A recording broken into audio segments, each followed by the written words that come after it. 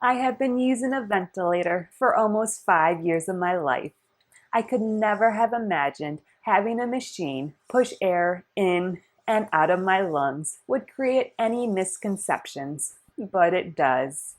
People make assumptions and have erroneous beliefs about what it means to use a ventilator to breathe. Join me this week as I discuss 5 common ventilator myths.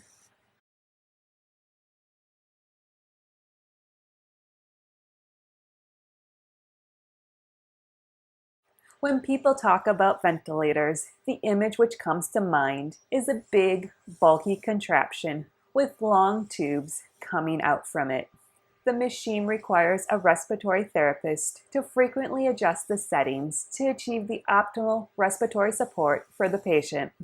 While this may be true for some ventilators, the majority of ventilators are compact machines which can fit on a bedside table. Ventilators are highly sophisticated and can automatically adjust to a patient's breathing needs. The ventilator may need to be altered from time to time as the patient's breathing needs change, but for the most part, the ventilator is able to self-adjust and maintain adequate respiratory support without the need for constant modification. While it is true, ventilators are frequently used at hospitals, the majority of ventilators in the United States are prescribed for home use. There are approximately 62,000 ventilators at hospitals around the country.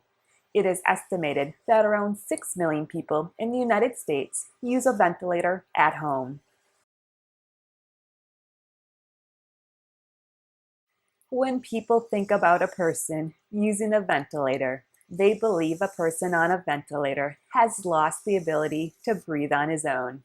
The person has a tube in his throat called a tracheostomy tube, which is connected to a ventilator. In a minority of cases, this is true. A person may have a spinal cord injury or severe disease in which the person is no longer able to breathe independently. However, for the vast majority of ventilator users, the patient uses a face mask connected to a ventilator and retains the ability to breathe. In these patients, a ventilator is needed to support the person's breathing. In short, a ventilator is simply a machine which helps a person breathe. The ventilator can assist the person with breathing, or it can provide full respiratory support. For me, I still have the ability to breathe on my own. I can breathe for a short time without my ventilator, but soon my respiratory muscles fatigue. When this happens, I'm no longer able to sustain my breathing needs. My body is not able to get rid of carbon dioxide.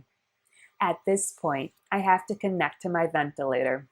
If I do not use my ventilator, my carbon dioxide levels will increase to dangerous levels and kill me. When I breathe using my ventilator often provides full respiratory support. This means my ventilator takes over the work of breathing and allows my respiratory muscles to rest. Many people erroneously believe a person has to be extremely sick before he or she is placed on a ventilator. While it is true, some people are very sick, and a ventilator is used when a person can no longer breathe adequately to sustain his life. Most of the ventilator users in the United States are not sick.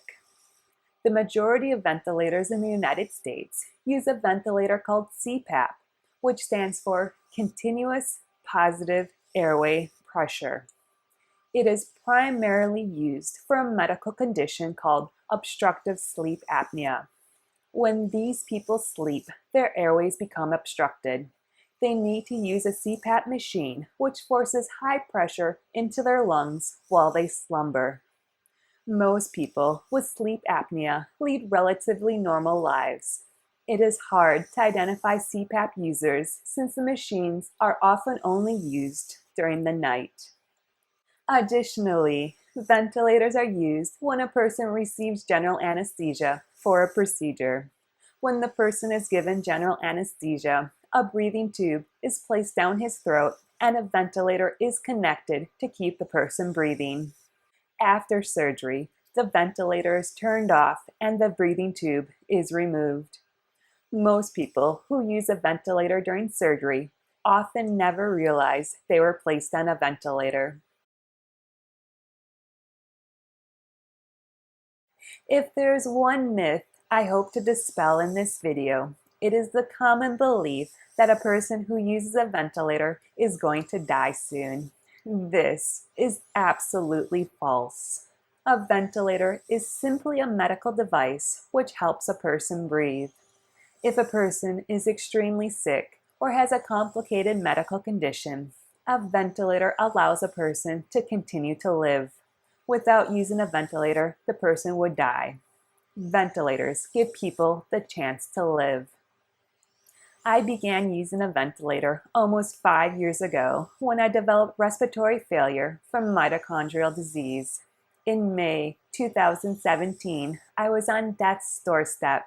I had an urgent tracheostomy procedure and was started on invasive ventilation. Without being started on invasive ventilation, I would have died 4.5 years ago. Each day, my ventilator allows me to keep on keeping on. Thank you so much for joining me. Please remember to like and subscribe down below. I hope you have a great day and a wonderful week. Bye-bye.